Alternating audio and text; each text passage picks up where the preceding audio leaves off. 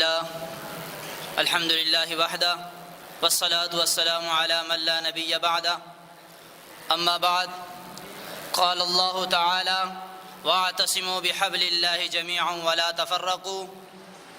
وقال رسول الله صلى الله عليه وسلم: يد الله على الجماعة. وأيضا قال: من شذ شذ في النار. رئيس الحفلة المبجل، أصحاب الحكم والمستمعين الكرام، كما أنكم تعلمون علما جما بأني قد تلوت أمامكم قطعة آيات من القرآن الكريم آنفا، وأريد في هذه الحفلة المباركة الطيبة البهيجة أن ألقي أضواء عليها. ولا شك في ذلك أيها الإخوان أن تلك آية الكريمة تحرض المسلمين قاطبة على التضامن الإسلامي والتعاون على البر والتقوى والأخوة والمحبة، وتتطلب منهم أن يكونوا يدا واحدة في كل شيء، وأن لا تكون شعوبهم متناثرة متباعدة فيما بينهم، فلا يقع حادث في أقصى الشرق أو الغرب إلا ويجب أن يسمع له صدى في جانب آخر من العالم الإسلامي.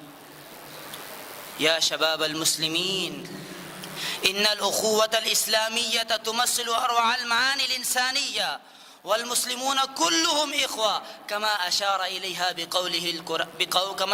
إليها القرآن بقوله: إنما المؤمنون إخوة.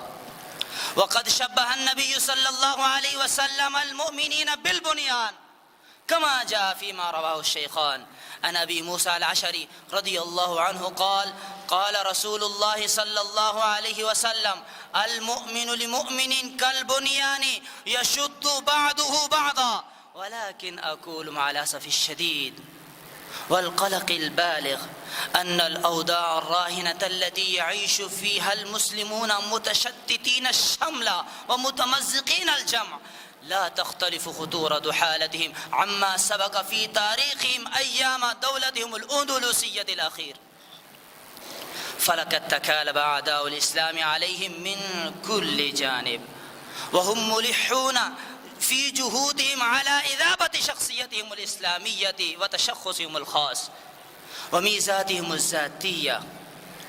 فالمسلمون هم المطالبون أن يصبحوا جزءا من غيرهم في كل شيء، في الثقافة والأدب والفكر والاتجاه، أو يترك البلاد ويتشرد في الآفاق، أو يموت في تحت سيل من الرصاص أو لفحات التعسف والإرهاب.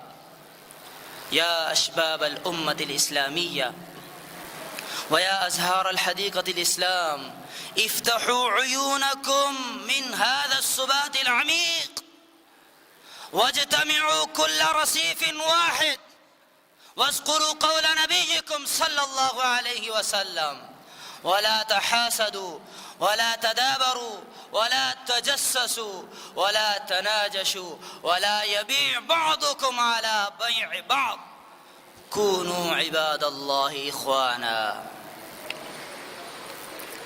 وأجمعوا شمل الأمة الإسلامية أساس الكلمة الطيبة وعقيدة التوحيد والإيمان بالله ورسوله، واجتنبوا كل الاجتناب عن إلحاق الضرر